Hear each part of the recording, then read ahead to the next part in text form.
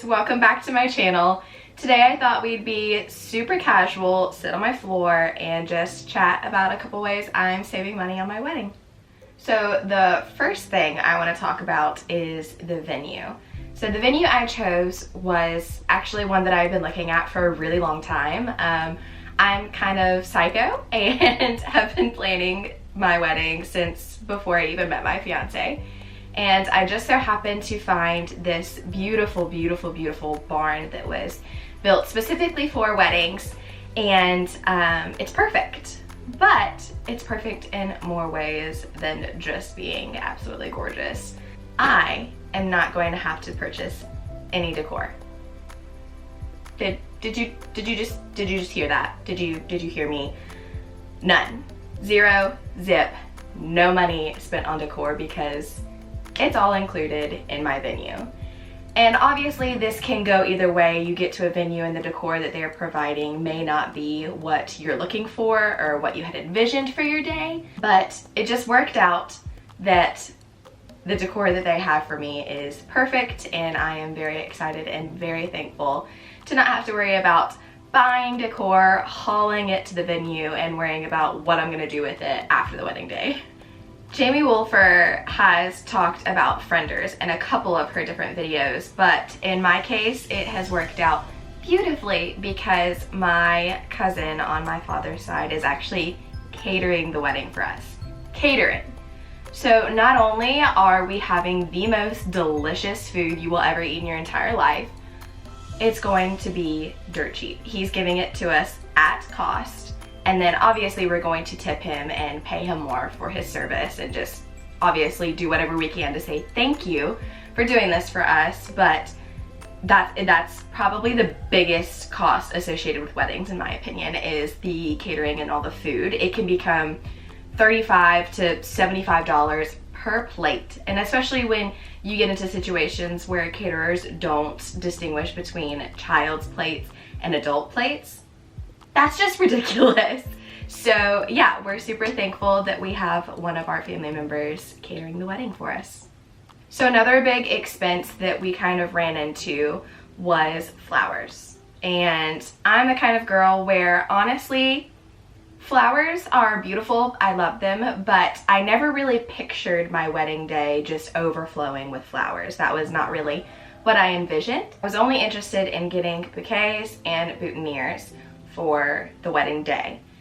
And so you would think that that would be a lot cheaper than going all out and getting like centerpieces and such, but it's still expensive. So I went on a little witch hunt, and I was searching and searching and searching to find the best price for flowers and the flowers that I was wanting. And let me tell you, my love for Costco is unfailing. She never does me wrong.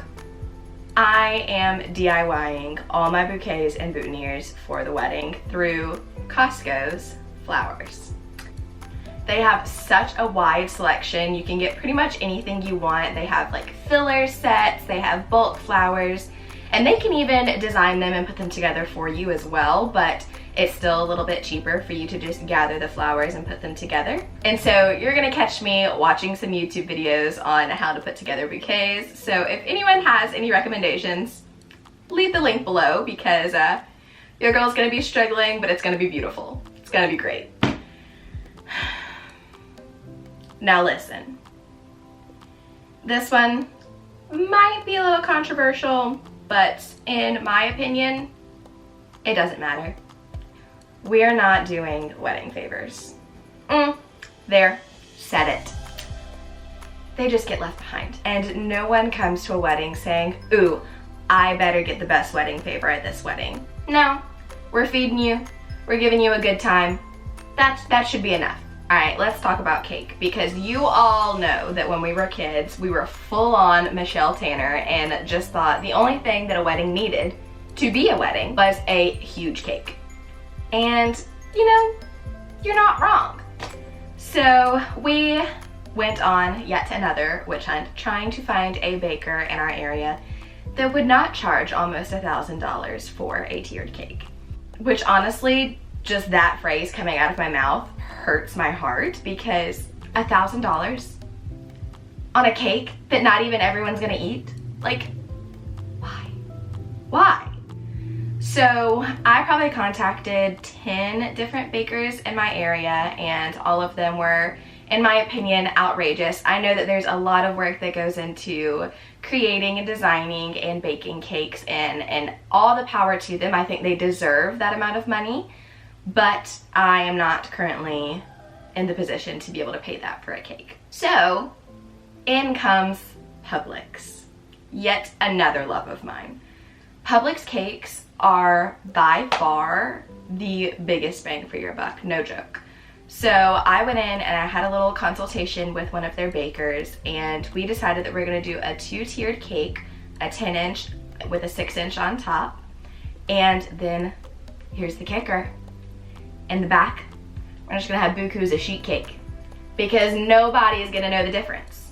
We're gonna do the nice little cake cutting ceremony, ooh, take some pictures, have a little fun, and then we're gonna serve cake from the back, because who has the time to cut up these little circular tiers? No, we don't have time for that.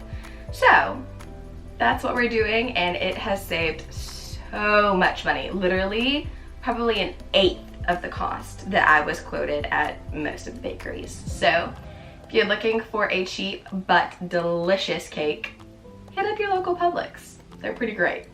So another cost associated with weddings that honestly, in my opinion, gets overlooked a lot and forgotten about, so you just gotta tack it on at the end, is transportation. So you gotta think, if you're having your ceremony at a church and your reception at a banquet hall or a hotel or what have it, you gotta get there. You gotta move somewhere, somehow get to the location safely. And that's where having one venue for everything comes in handy. We're not spending any money on transportation. Our venue is holding our ceremony and our reception. The ceremony will be beautiful outside under this gorgeous like cabana type thing, and then the reception will be inside the barn where there's air conditioning, because summers in South Carolina are brutal. Can y'all tell me why paper costs so much? Can we figure that out together? Because it is insane how much people are trying to charge for invitations, save the dates, RSVP cards. It's nuts, like absolutely insane. My cousin gave me this idea. She used it for her save the dates in her wedding, and so I took it and I ran with it. I'm using it for the save the dates, the invitations, the RSVP cards, even like the little info cards to give to people out of town that tell them where to go, what we're doing, how it's being done, you know, all that good stuff. Canva.com. Canva. They have so many templates, so many sizes, and you can literally customize it to be exactly what you want. And I wasn't able to find any invitations or anything like that that were exactly the style that I liked on any of the websites that I was looking at. So being able to customize and build my invitations to be exactly what I wanted was amazing. And the best part is, the printing is like dirt cheap.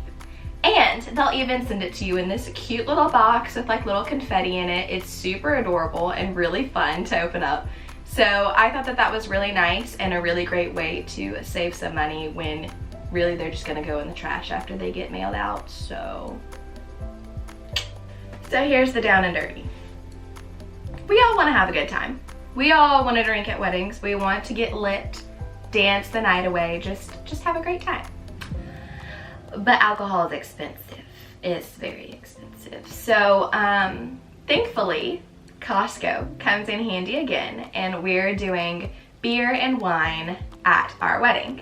So that saves a lot of cost. You don't have to have a full bar. You don't have to buy all this expensive liquor. You can go to Costco, get the good, and then you're great. You're good to go. It's awesome. But our venue allows us to do batched cocktails as well. So we will have 2 signature cocktails that our lovely friend who is a mixologist will be helping us kind of build and put the recipe together for those. So that's gonna be really nice because, first of all, we're not allowed to bring in bottles and bottles of liquor. So that way we just buy what we need up front, pour it in, mix it together, and you still get a nice tasting cocktail, get a little lit for lesser cost. Another hidden fee that I think a lot of brides don't think about when they're planning their wedding is you go online and you search up these vendors, you search up and read all these reviews, and you find the perfect vendor. But here's the catch.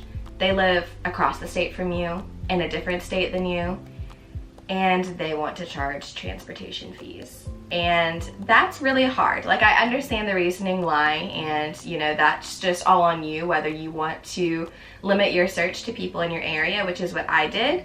But transportation fees can be outrageous. And so that's just my tip to you, is really just limit your search to who's in your area. And if at all possible, don't broaden that, because we're saving so much money by using local vendors, and also you're supporting local vendors, and that's just great. I love being able to support local businesses in my community, and so I thought that that not only saves me money but promotes their businesses as well. And last but not least, I love me some Jamie Wolfer. I watch her videos pretty much every day of my life, and she might hate me for saying this, not really, because she's precious, but I did not hire a wedding planner. I said it, didn't do it, and I am planning my wedding fully by myself. Now, it's saving me a ton of money, maybe not saving me some stress, but that's okay. You know, I'll just have some beautiful wrinkles to show off in my wedding photos. It's gonna be great. Hiring a wedding planner for someone who is as type A as I am was just nonsensical. I'm able to do exactly what I wanted to do. It may take some extra time, but it's not taking any extra money. So that's really nice. Being able to get things exactly as I would like them without having to fork out thousands of dollars to have someone do it for me. Now we are having a day of coordinator, which I think is essential. You can't get through the day without them. But she is actually through our venue and was extremely affordable to be able to use for the day of and the week before. So that's it. Those are just a few tips on how you can save money, pinch pennies, and then be able to splurge a little bit on the things you love for your wedding. Please let me know if you enjoyed this video by hitting the like button down below, and don't forget to subscribe if you want to see more videos following along with my life. See you next time. Bye.